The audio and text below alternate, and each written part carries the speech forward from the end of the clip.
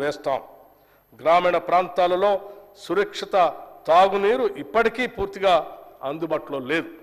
35,752 కోట్ల రూపాయలు ఖర్చు చేసి మిషన్ భగీరథ పూర్తి చేశామని గత ప్రభుత్వం గొప్పలు చెప్పింది. వాస్తవానికి ఇన్ని వేల కోట్లు ఖర్చు చేసినా ఈనాటికి రాష్ట్రంలో సురక్షిత మంచినీరు లేని గ్రామాలు ఎన్నో ఉన్నాయి. కేంద్ర జల మంత్రిత్వ శాఖ కూడా అప్పటి రాష్ట్ర ప్రభుత్వం తెలంగాణలో 100% ఇళ్లకు సురక్షిత మంచినీరు అందుతుందని చెప్పడాన్ని తప్పుబట్టింది. ఈ విషయంలో అప్పటి రాష్ట్ర ప్రభుత్వం తప్పుడు నివేదికలు ఇవ్వటం వల్ల కేంద్ర జల మంత్రిత్వ శాఖ మన రాష్ట్రానికి హక్కుగా రావాల్సిన నిధులు కూడా ఇవ్వలేదు. స్థానికంగా ఉన్న నీటి వనరుల్ని వాడుకోవటం కాకుండా సుదూర ప్రాంతాల నుంచి పైప్ లైన్ల ద్వారా తాగునీరు అందించే ప్రయత్నం చేయటం వల్ల ఖర్చు ఎన్నో రెట్లు పెరిగి చివరకు సమస్యలు తలెత్తుతున్నాయి.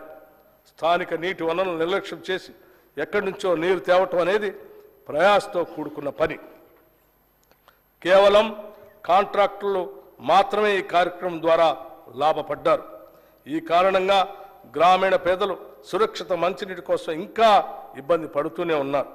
మిషన్ భగీరథ కార్యక్రమాన్ని ఇప్పటికైనా ప్రక్షాళన చేయకపోతే ఎంతో ప్రజాధనం వృధా అయ్యే ప్రమాదం ఉందని మీకు తెలియజేస్తున్నాం. అందుకే ఈ దిశగా దిద్దుబాటు చర్యలు ప్రారంభించాం. 2014 సంవత్సరంలో కొత్తగా ఏర్పడిన మన రాష్ట్రానికి మొదటి ఆర్థిక సంఘం నియమించుకోవటం జరిగింది.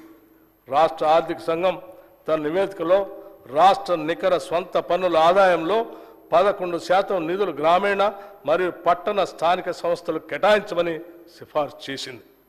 ఈ 11%లోని 61% నిధులు గ్రామీణ స్వయం ప్రతిపత్తి సంస్థలు కేటాయించాలని కూడా సిఫార్సు చేసింది. ఈ సిఫార్సుల్ని గత